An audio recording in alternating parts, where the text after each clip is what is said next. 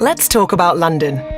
As a world city, it's Britain's capital, political, cultural and financial centre, trading hub and home to over 8 million Londoners. It started with a river and has grown over the centuries, dwarfing the UK's other urban centres and becoming a major world city. The biggest expansion was in the 1800s, when London was the centre of the British Empire. And after the Second World War, there was more urbanisation, as people migrated in from all over the world, diversifying the population. People came for work, for trading, for tourism, or simply to make a home. Rail and road networks were massively extended as London spread outward into the suburbs, while construction of high-rise offices and flats pushed expansion upwards too. And that growth isn't slowing, meaning many of London's systems are being pushed to their limits. Can London ever become a sustainable city? London consumes a monstrous amount of energy. It needs to cater for tourists and residents, as well as the people working in the many businesses and buildings. Imagine how many computers are running every day, how much heating or air conditioning is used, how many light bulbs are left on. Much of this energy is generated from fossil fuels. So what will happen when the fossil fuels run out? Waste is another massive issue. It's just not possible to continue using landfill in the long term. Landfill taxes go up every year. Each borough tackles waste separately, including recycling. One of the biggest challenges in this area is how to re-educate London's ever-growing population to responsibly manage their waste. Each London borough is allocated a safe annual limit for air pollution. Some of these boroughs surpass this limit in the first few days of the year. Every year, 9,500 Londoners die early due to the health impacts of polluted air. The major cause is traffic congestion.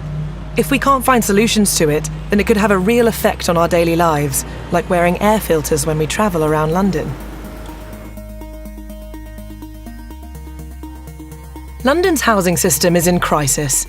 There's a lack of affordable homes and very little space to build more. Councils have calculated that they'll need to build 50,000 homes a year to house the growing population. These are some of London's biggest urban challenges as a world city. By 2050, it is expected to have a population of 10 million, which will make it a mega city. So where will 2 million extra people live or go to work? And what sustainable initiatives can we put in place to help?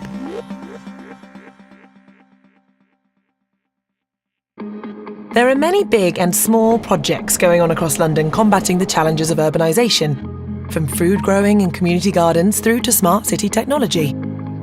PaveGen has created flooring that turns kinetic energy into off-grid electricity and data. This innovative installation just off Oxford Street powers LED lights, sound and an energy data feed. Charities such as Food Cycle are reducing waste by collecting surplus food from supermarkets to create meals for the local community. Since 2009, they've saved over 146 tonnes of food from being wasted across the UK. That's equivalent to 74 London taxis. Many initiatives are bottom-up projects. The London Cycling Campaign wants to make cycling in London easier for everyone. We're working with the City of London here, and we're working across London in all sorts of places with local boroughs, with TfL, etc., to really push better schemes. Here at Bank Junction, we see a scheme where from 7 till 7, pretty much every day during the week, there's no traffic apart from buses and cyclists. What's great about Bank Junction is it's not just a scheme for right now, it's a vision for the future of what can be achieved in London. If you remove the traffic, people are happier. We've got a real issue with children right now not being able to travel freely and independently around this city. This junction shows what can be done and what we hope will be increasingly done in the next 10 to 20 years. Living Streets is the UK charity for everyday walking. They are currently campaigning for cities to be more walking friendly. As well as having individual health benefits, walking also helps to reduce things like social isolation and helps to improve community cohesion by building our cities around people and places rather than cars and roads. Walking also has numerous environmental benefits.